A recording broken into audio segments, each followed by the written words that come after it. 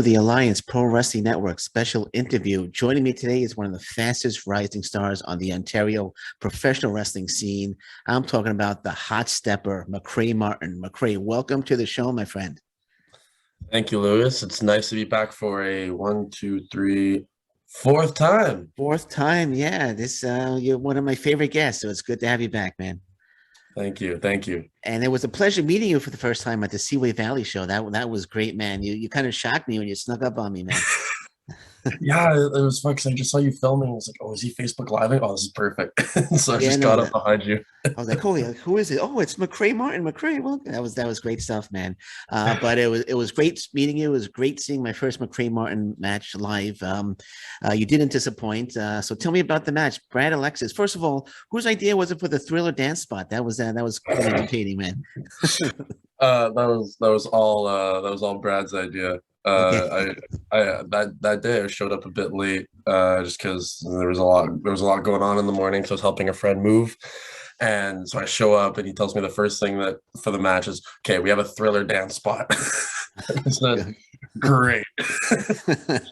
So yeah, no, that was the first time I wrestled Brad, and like we'd seen each other at different shows and everything, and we interacted, and I said, like, oh man, it'd be so good to work together because like I have my dancing character, and then he's got, he's the raw superstar, the rapping, acting wrestler, and yeah, it was a lot of fun to work with him, and I felt like we had a great crowd interaction. Just the back and forth.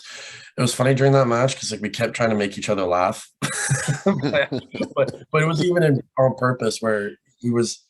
So we were doing the beginning spot. It was like, yay, boo. And he said, go up to that corner and they'll boo you. And I said, that corner? He's like, yes, that corner.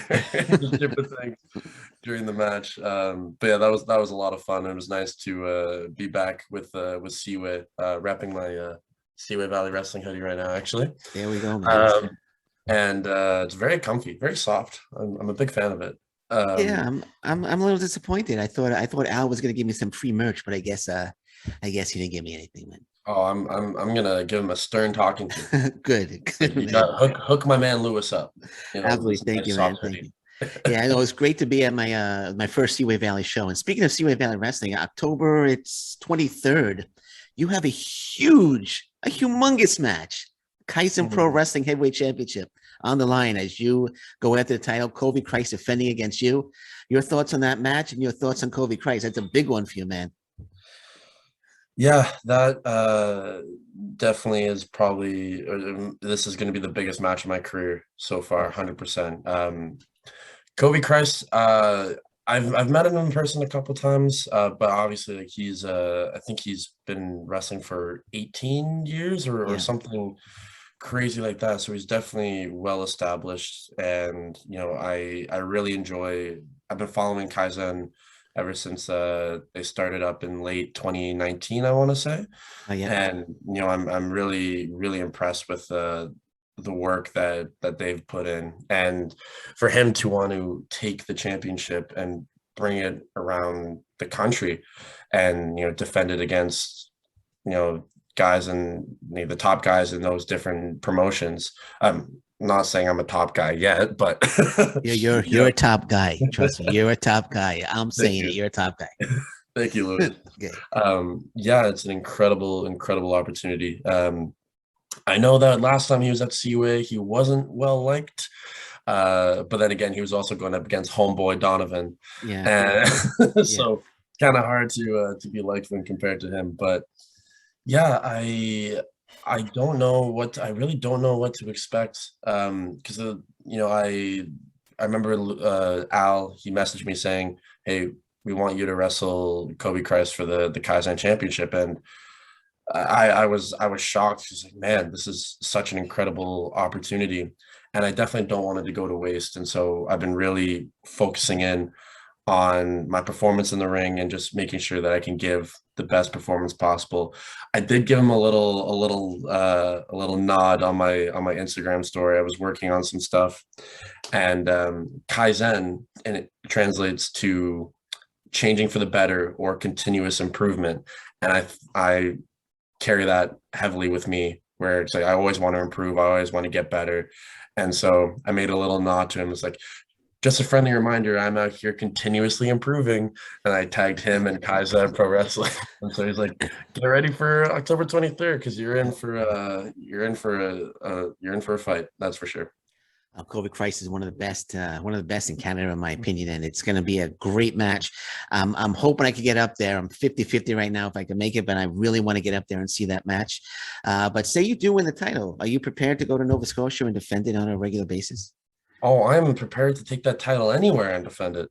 Okay. I've been, I've had some bookings lined up in the Maritimes, and then the pandemic hit. And the last time I was in the Maritimes was, I think, 2016 for a school field trip. So I would love to come back and be able to come back on a regular basis if I do win that title. And yeah, I'll take on, I again, like I said before, I'm really impressed with what Covey Christ and that whole crew has done with Kaizen. And so if I did win the championship and got to represent that company, I'd want to do it to the fullest extent. Like I would take that title, defend it against whoever. I would take my 95 Corolla and drive that thing to the ground to get to Halifax. Well, October 23rd, going to be a great one, man. Going to be a great one. So how's it feel being in front of the fans again? I know pro wrestling with the whole COVID thing. Pro wrestling is back. It seems like full time now. So it must be just a fantastic feeling being in front of the crowds again. It's been absolutely insane. I did one match without a crowd in July. It was for Barry Wrestling. And I remember just it was my very first match back in 16 months. So definitely had to knock a bit of that ring rust off. But just it was not the same. It Yeah. just I just can't believe that, the guys that, in WWE and AEW were doing this weekly without a crowd. And it's like, and we always talk about how, we do this for the fans, and the fans are such a big integral part of what we do. And that's legit. That's 100% true, because you go out there and you're like this. I think the Seaway show, I think, was my second show. Well, actually, I would say that's my first show with a big crowd, because I did one with about 15 people. That one was close to 100, say 100 or so. And yeah, that was like the energy was just intoxicating. It was incredible.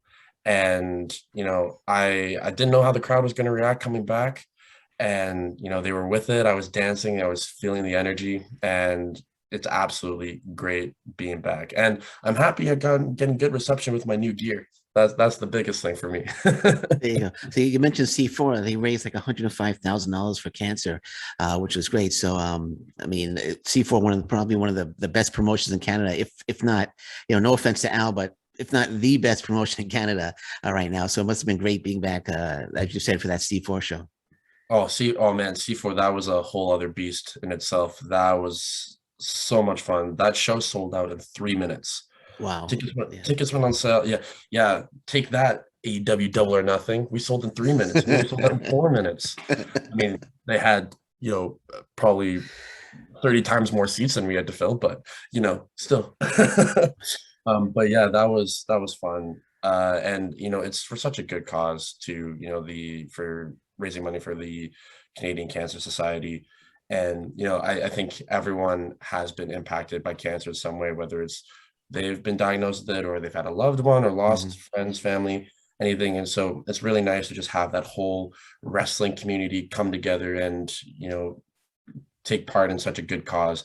And yeah, the fact that we raised $105,000, I mean, that's absolutely mind-blowing that we, just a small community was able to do that. So it was C4 was awesome. And yeah, just being back there was, because I mean, C4 has, we're looking at anywhere between 500 and 700 people at the shows. This time was about 250, but I mean, anytime you're at a C4 show, it is electric. It's like a domino effect. You have one person cheer, and then all of a sudden it's the whole crowd just getting into it. Yeah. And and the C4 is cool because I think there's a wide range of fans, where you have the hardcore fans, like they want to see some really good wrestling, and then you have the guys who are there are just like, I just want to see some crazy stuff. Yeah. And so I feel like C4 does a good job of offering a solid mix of all of that. Yeah, I got to get to a C4 show. I just wish it wasn't like 8.5 hours away from me. That's the only Oh my thing. God, yeah. But I'm gonna try to get to one of these days, man. But you posted on Facebook that you transformed your body in 4 months. I was curious, what did you do? How did you? Well, what steps did you take to transform your body? Because you look fantastic. But what steps did you take to transform your body in 4 months? Thank you. Yeah, honestly, working. Okay. So my shoot job is I work as a pool technician. And, I'm going to tell you right now, the porn industry has not made it what it seems to be. It is not, scooping leaves with the hot moms just sitting poolside looking at you. It is a lot of intensive labor. For me, I do more of like the pool renovation type things, like whether it's liner replacements or some landscaping. So I'm working, 10 to 12-hour days, just lifting heavy equipment, always on my feet. And so that was a big part. But also too, I mean, I remember just like looking in the mirror and being like, man, like, I don't want to come back to wrestling looking like this. It's like that it's just cause I kept telling myself that I wanted to come back bigger, better, faster, stronger than I was before. You want to come back being better than you were when you left. And every time, I'd get, kind of get some momentum, kind of just the pandemic would just kind of rain down its fury. 'Cause, Yeah. it felt like an impossible task of, am I ever going to wrestle again? And so kind of when the vaccinations were coming out and, there was some shows kind of opening up, and I was like, okay, this is my moment. This is my time. And so I really just focused in on my diet. I would wake up, even working 10, 12-hour days, I'd wake up, I would do some DDPY in the morning. I would go to work. And then when the wrestling school opened up, after work, I would either have dance training or wrestling training. So I go to dance training Tuesdays, Fridays, and then wrestling training Monday, Wednesday, Thursday. So I was literally just burning 5,000 calories a day. Just just go, go, go. Lost a lot of sleep, but it was worth it. No, like I said, you look great, and you also posted that you're going to take it to, now that you're back, you're taking it to the next level. So why don't you tell everybody how you're taking it? How are you going to take it to the next level? What are you going to be doing to take your career to the next level? I am here to show everyone how I want to show everyone what I'm capable of. I think and that's a big reason why I also changed my gear, is because as much as I appreciate what the tracksuits and the original Hotstepper did for me, it definitely helped me get my name out there, helped me separate from the rest of the crowd. Um, there were a lot of times where I was kind of getting pigeonholed into more of a comic relief character, and I have nothing against the comedic style of wrestling, but for me as a performer, it's just not genuine to who I am. Like, I'm all about the fast-paced back and forth work rate matches, and that's what I train to be able to do.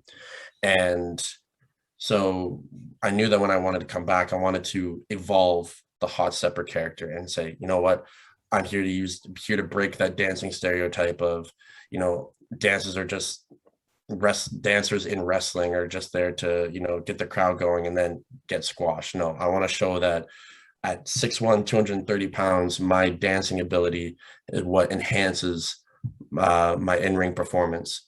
And I just really wanted to showcase, like, and that's why I kind of adapted more of a powerhouse style as well, along to incorporate with my acrobatics, because I sometimes forget that I'm big because I'm able to do, because I was so focused on like the high flying stuff a lot and like the more flashy stuff to match my character. But I said, wait, I'm bigger than a lot of guys that I step in the ring with. I can muscle them around. So why don't I do that? And so I'm finding that balance of, do a little bit of the flashy stuff to help me. And then, but when it comes to that nitty gritty, I'm, doing overhead belly to belly, spine busters, doing all those things.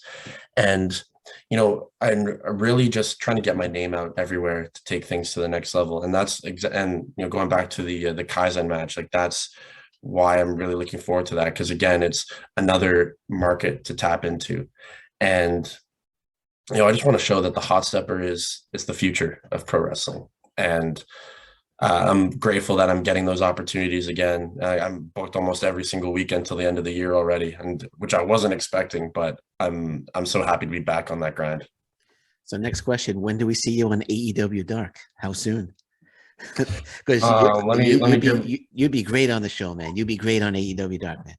Hold on, let me give my trainers a call. I think they have some integral part on the show. Hey, Uno, Stu, yeah, cool. um, no, I would love to be on AEW Dark if they come to the northern states or if they come to Canada. But I wanted to be something. I mean, I made the joke with my trainers, but I think it's something that I want to earn.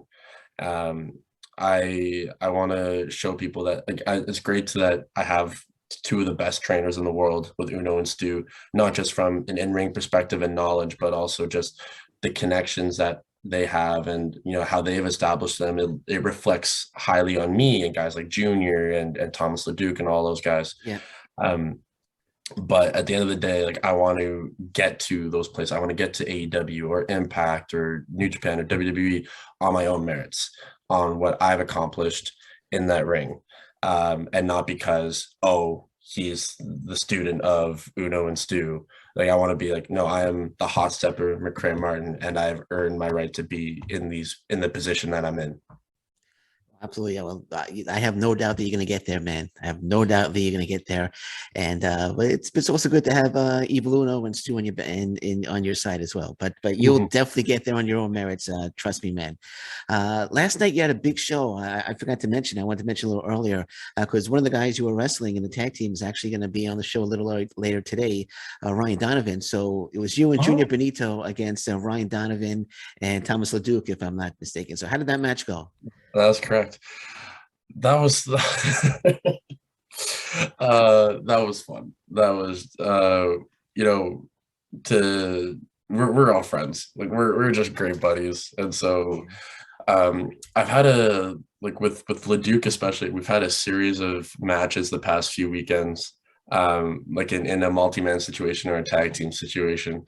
And LeDuc and I people talk about having people have good chemistry. Like me and Donovan, like we've wrestled a few times, and him and we have great chemistry in that ring.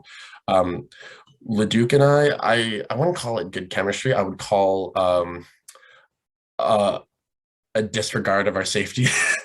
We go in there and we're hitting each other, we're just stiffing the heck out of each other just because we love each other. But that was a lot of fun. It was the first time that Junior and I had tagged just the two of us. And we've been in a few 6-man tags, but this is the first time where it was just Junior and I. And Junior and I, we've been talking about starting a tag team for a long time. And we were on the cusp of building towards it, and the pandemic, obviously. So it was really cool to finally get to tag. And I feel like Junior and I, we have great chemistry in that sense too, where we can wrestle each other and put on a great match, but we can tag and show that we have some solid chemistry and a good team camaraderie. But yeah, that was fun. That was just a lot of fun. Outdoor show. Crowd was into it. Crowd was rowdy. That was for sure. But yeah, it was awesome. Oh, great stuff. Who won the match, by the way? Well, unfortunately, it was not us. Okay, sorry. LeDuc low blowed me. Ryan Donovan was destroying Junior's ankle. Okay, yeah, man, heel Donovan's mean. He's a mean man. I'll give him a good. I'll give him a good talking to when I talk to him later, man. Exactly. Yeah, tell him like, hey, be nicer. Yeah, you gotta be nice to Junior Benito. Yeah.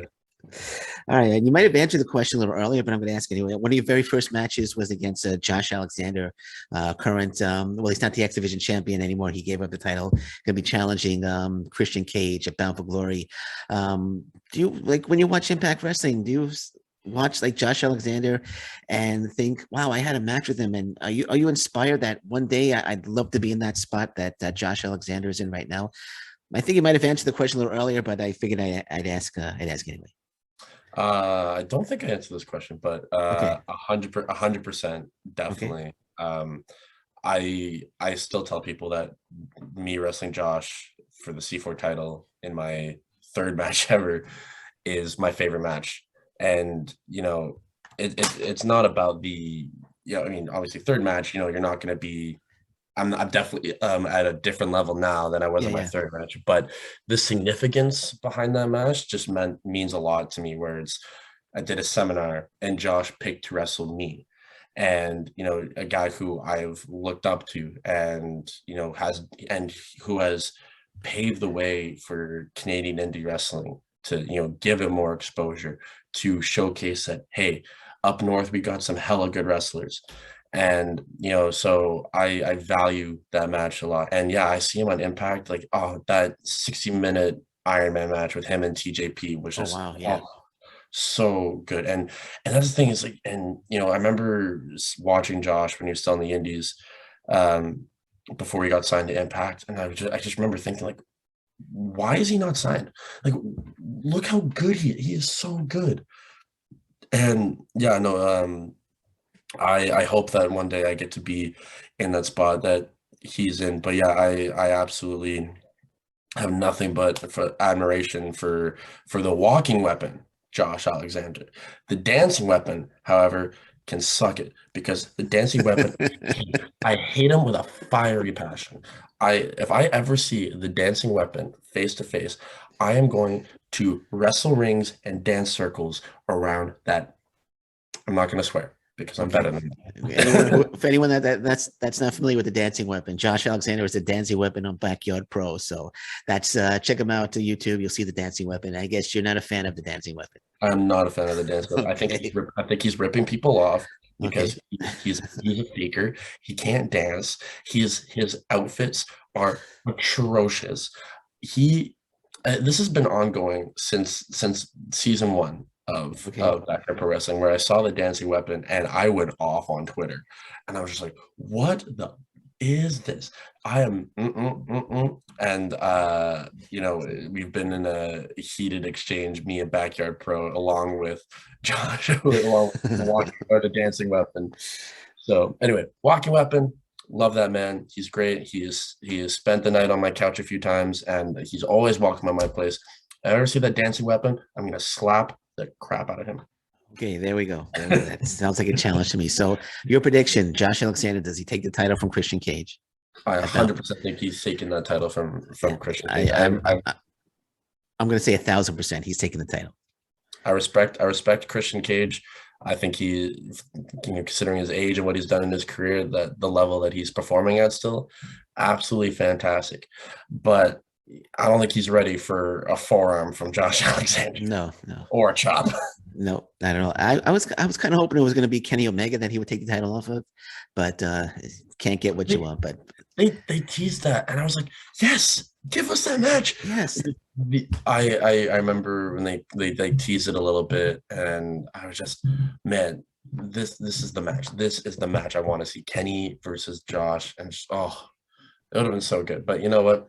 Maybe down the line, the forbidden door is still wide open. Yeah. You never know. Yeah. Would you like to see Impact Wrestling look to Canada to bring some more talent in? Because I know it might be kind of tough, but COVID is ending right now, and I'd like to see some more Canadian. I mean, there's Aiden Prince, there's Reverso, Covey Christ, a lot of talent up here. Would you like to see them bring some Canadian talent possibly down to? 100%. I would always say that I feel like Impact could tackle that Canadian market better than anyone else, because Anthem is a Canadian owned company, if I'm not mistaken. Yeah.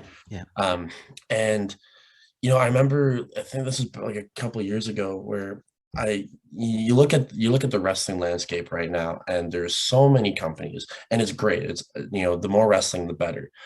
But I think that they're tackling that US talent, and I said, Impact could separate themselves by really honing in on the Canadian market, because obviously, like, we have a lot of Canadian wrestlers who are great, who are at that top level, but taking guys like you mentioned, Aiden Prince, Reverso, and Covey Christ, like taking those guys and bringing them to Impact and showcasing that what Canada can do and differentiating themselves from those other companies.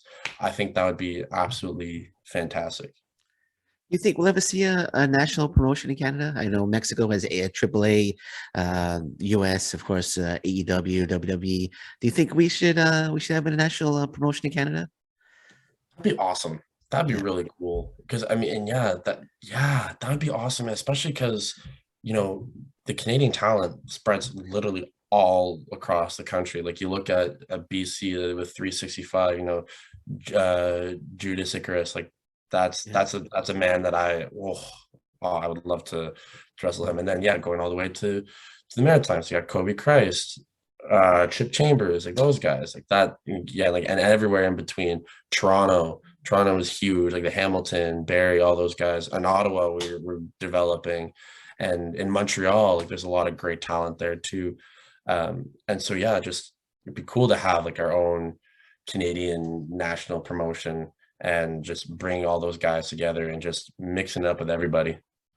That'd be great. I mean, I was thinking about that. I know I talked about it with a number of people. Maybe Impact Wrestling could become the Canadian promotion. Who knows? But I would. That's what I'm saying. Yeah, they should. They They should. should. They should. I mean, it's hard to compete against AEW and WWE in the States. Come up to Canada. It's wide open up here. Exactly. That's exactly what I'm saying. Yeah. That'd be great stuff. I'll keep my fingers crossed. Hopefully, that'll happen one day. Now, at a recent International Wrestling Syndicate show, you said this was one of the best moments of your life. Oh, Care to explain how it was one of the best moments of your life? oh man. Oh yeah, I mean, we were talking about crowds being back and live. Okay. Um, IWS is something different. IWS I hold very near and dear to my heart it's a lot of firsts for me. It was the first show I ever did ring crew and security. It's where I first started my training. It's where I had my first match. Um, and it was almost where I could possibly win my first title, but Okay. unfortunately I got put through a door, and so I could not win the number one contenders match. Um, but yeah, IWS like is very near and dear to my heart, and so being back there was just amazing. And we had I can't remember the number. I think it's like between 400 and 500 people there. Wow, that's Um, pretty good. and it was at a MTELUS, which is one of the biggest venues in. It's like I think it's the Bell Center and then MTELUS, as far as like size of arenas. And it was so cool being back. And the thing that really like tipped the scales for me was they were singing my entrance theme. I Wow. was there. I was in the ring, and like Alex Silva and I, who I've said this before and I'll say it again. I want to wrestle Alex Silva every single day and twice on Sundays. That man is awesome. Um, but I remember like we were looking at each other and we're gonna go and it was like we're gonna go dive on Phantom and Matt Falco. And then all of a sudden I hear na na na na na na na na and like the crowd singing that theme song. I was like, I was blown away. I was shook because that was such an incredible moment. And I was actually because I was thinking about changing my entrance scene to kind of match the bit more of the like the serious side and like more like in your face type style. After that, I'm like, no, I'm keeping Here Comes the Hotstepper. That ain't going away anytime soon.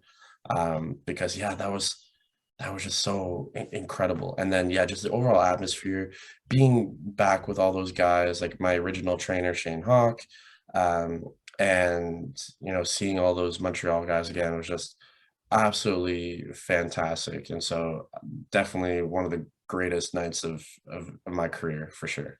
Awesome, man. So are you on the next show, the next IWS show?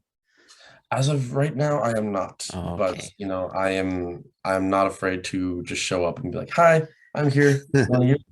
I'll hop in the ring. I got my gear. It's in the back."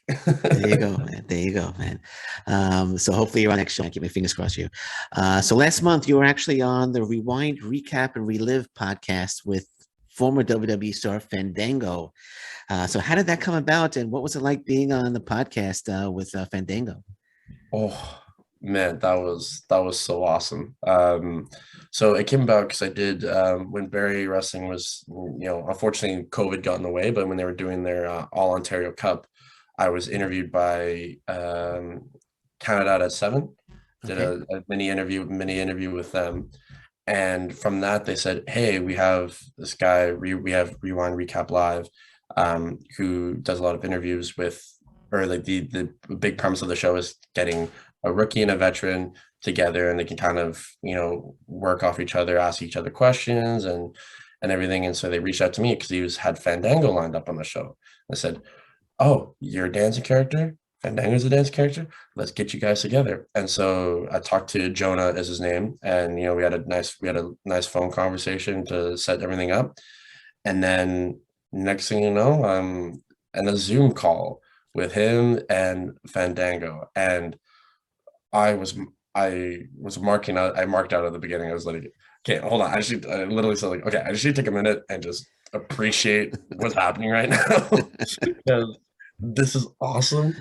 But yeah, like Fandango, Dirty Dango, as he's going by now, one of the most down-to-earth people, one of the nicest, kindest people I've ever met in my life. Again, like I feel like when you're dealing with people who've been in the business for a long time, you get you either get the guys who are very appreciative of their time spent in WWE or wherever they were.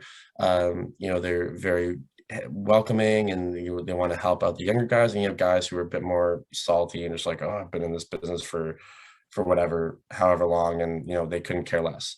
And I didn't ever think that Fandango was going to be like that, but it's like, I've had experiences with both, but with Fandango, like he was like, oh yeah, here comes the Hotstepper with Public Enemy song. I love that. And like he was singing this theme song and we were just talking. He just went off. Like he was just giving me advice, like unsolicited, unsolicited is not the right word.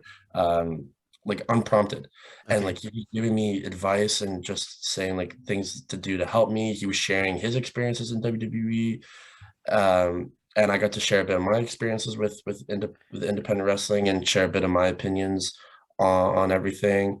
And yeah, he was so nice and just such a cool guy to talk to. And we follow each other on Instagram. We've talked back and forth a little bit. And yeah, like he genuinely, like he has a genuine interest in my career, but maybe not just my career, but like for the younger guys. Like he really wants to help out. And that is so awesome to see a guy who's been in the business for 20 years, who's been through FC, like the FCW days, who's been through NXT, who's been in the main roster. Just him wanting to help out that future generation is just super cool. And I found out that I can't remember if this is confirmed or not, but he thinks he has a booking in Montreal at some point. And I want to find out who booked him, because the fact that I'm not involved in that match in any way, shape, or form, at least not yet, makes me a little ticked off, because that I want that match, me and Dirty Dango. Yeah, I was gonna say, when are we getting Dirty Dango versus Macrae Martin 1-on-1? But it could happen in Montreal. Could happen in Montreal, or we could tag the Dirty Steppers. Yeah, that sounds weird. I want to see a dance off though. I want to see a dance off between you and Dirty Dango.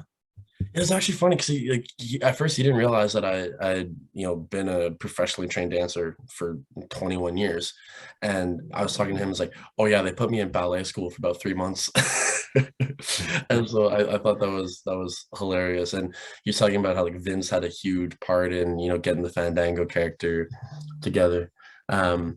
But yeah, like I can't say enough nice things about Fandango. He was great. I really, really enjoyed that interview, and I can't wait for us to meet in person. Yeah, that's be great. And like I said, I'm hoping, fingers crossed, for a dance off. But I'm sure, find out who booked him and get involved in that match, man. Get involved in that match. Gotta reach out to all my sources. There you go, man. There you go. So you have a few big matches upcoming. Can you plug any of the shows that you have upcoming? Yeah. So this next Saturday is me versus Excess Junior. Okay. Excess Junior is a big rising name in the Montreal scene, or in the Quebec scene overall. If you know his father, Excess, who was a big part of the Quebec wrestling scene and the Canadian wrestling scene. And so I think he's 16. 16. Wow. I think he's 16. Okay. Yeah, he makes Junior look old. But he's absolutely fantastic, and I'm really looking forward to that match. Obviously the Kaizen Pro Wrestling, the Seaway match for the Kaizen Pro Wrestling Championship. There's the Kaizen Heavyweight Championship. Yeah. Yes. There's so many different acronyms or adjectives for titles nowadays. Like let's just keep it the same. Like guys. Yeah, there we go. There you go. The main championship. That's the one that I'm looking forward to most. I have a few other matches lined up. I don't know who my opponents are yet, but I will find out in the near future and I will share them away. Okay, there you go. I always like to ask this question at the end. Where do you see yourself in 5 years? What do you see? Where will Macrae Martin be in 5 years? Macrae Martin will have wrestled all over Canada, and he will have wrestled in Europe and the States. That is my main goal. And Japan. I really want to wrestle in Japan. I don't know how that's going to happen, when that's going to happen. I'm very much a person of I'm going to let fate take me where it takes me. But I did have a Europe tour lined up actually, right before the pandemic hit, because I had because my girlfriend at the time, she was going to the UK for I think it was a musical theater internship in England for 2 months. I said, "Oh, I could come visit you and wrestle a little bit." So I talked to try to get some connections to do a Europe tour. And then the pandemic hit, and I was like, you know what? There's always next time. There's always next time. Yeah, there will be a next time for sure. There will be a next time for sure. So before we wrap this up, if somebody wants to get a Macrae Martin merchandise, a T-shirt, kind of like this one here. Where's my Alliance Pro Wrestling Network T-shirt? I gotta. No, I'm getting those are in the works. Those are in the works. I'll send you one as soon as I get one done. I'll send you. So if somebody wants to get a T-shirt like the one I'm wearing or any merchandise, how do they do that? So as of right now, just now that things are getting back into it, I'm only selling shirts at the shows I'm on. Okay. However, I'm looking to start up a pro wrestling tees store very soon. Once I'm gonna be adding some new shirts that I have designed. And I'm also going to be throwing in some Hotstepper caps. Oh, I got to get a Hotstepper cap. Yes, for sure. We're going to get some Hotstepper. We're going to get you a Hotstepper cap. Okay. Awesome. But yeah, so as right now, it's just the shows I'm on. But if the demand is there, I will get that pro wrestling tee store going up. All right, there we go. We'll keep an eye out for that, and as soon as I get my T-shirts done, I'll send you one as well, man. So you could plug the show wherever you wrestle, man. Alliance Pro Wrestling Network, baby. There you go, baby. Yeah. Well, Macrae, man, it's been a pleasure as always, and I'm sorry. I know at Seaway we were supposed to do a live one, but it just didn't work out. But we'll get a live one done. I'm sure I'll see you again. Often in the near future, and we'll definitely get one done live, man. Our paths will cross again. Absolutely. Just want to say you are incredibly talented. All your pro wrestling dreams are gonna come true, pal. Don't you worry. And it's always a pleasure talking to you, and you're always welcome to come back anytime, man. Likewise, I will definitely take you up on that invite. I love coming back to the Alliance Pro Wrestling Network. Right. It's always a fun time. Let's do this again in the very, very soon, man. Very, very soon. Do it. All right, man. So this has been the Alliance Pro Wrestling Network special interview. Again, want to thank my guest, the Hotstepper, Macrae Martin. And until next time, thank you very much. Take care. Bye-bye. Stay safe, everyone. So long. Bye-bye.